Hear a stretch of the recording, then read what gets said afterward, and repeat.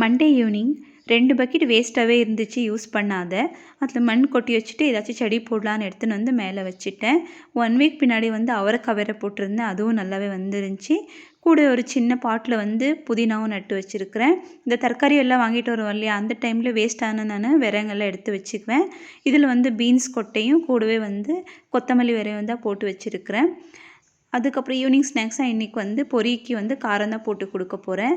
எண்ணெய் காஞ்ச பிறகு தோலோடு நசுக்குன ஒரு பூண்டு நம்ம சேர்த்துக்கலாம். அது ஃப்ரை ஆன பிறகு கொஞ்சமாக மஞ்சப்பொடி, தேவையான அளவுக்கு உப்பு, கொஞ்சமாக காரப்பொடி சேர்த்துக்கலாம்.